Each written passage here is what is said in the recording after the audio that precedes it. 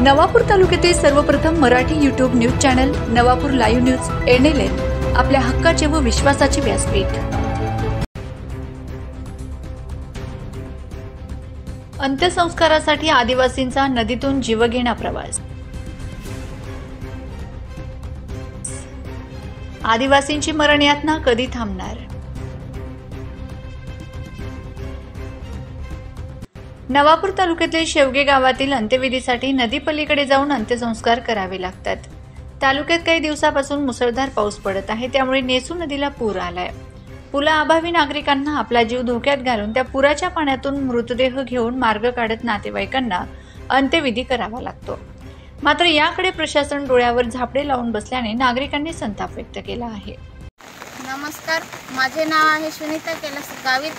आम्हाला पाण्याला पूर आले की गावामध्ये मयत होतं किंवा आम्हाला बाहेर नदीच्या पलीकडच्या शेतात चारा कापायचं किंवा शेतात काही काम करायचं असेल तर आम्हाला उतरून जावं लागतं। जर जास्त पाणी सुटलं नदीला तर आम्हाला त्रास होतं।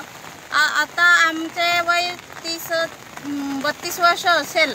आम्ही याच गावात जन्मला आहे आणि याच गावात सासरवाडीला पण आहे।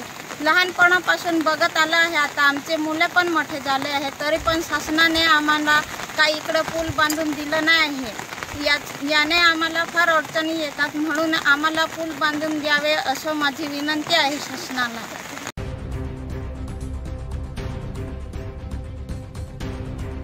शेगवे गावातील इमाबाई वसावी यांचा मृतदेह स्मशानभूमीत नेण्यासाठी नातेवाईकांना नदी पार करावी लागले। कुटुंबातील सदस्य आणि नातेवाईक अंत्यसंस्कारासाठी मृतदेह खांद्यावर घेऊन जात आहेत। त्यांच्या गळ्यापर्यंत पाणी आलं आहे।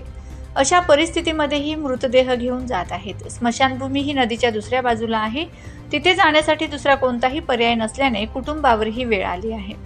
शिवाय अंत्यविधीसाठी लागणारी लाकडे आणि इतर साहित्य फेरा मारून न्यावे लागत आहे। नंदुरबार जिल्ह्यात आदिवासींची मरण यातना थांबता थांबत नसल्याचे चित्र दिसून येत आहे। तालुका व जिल्हा प्रशासनाने यावर ठोस उपाययोजना करण्याची मागणी स्थानिक ग्रामस्थांनी व्यक्त केली आहे। प्रशासन काय निर्णय घेतं याकडे आता सर्वांचं लक्ष लागून आहे।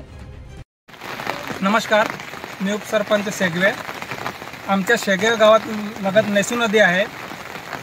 तिथं काही वर्षापासून आम्ही पुलाची मागणी करत आहोत। गावकरी पुलाच्या पलीकडे स्मशानभूमी आहे। स्मशानभूमीला जाण्यासाठी खूप लोकांचे हाल होत आहे।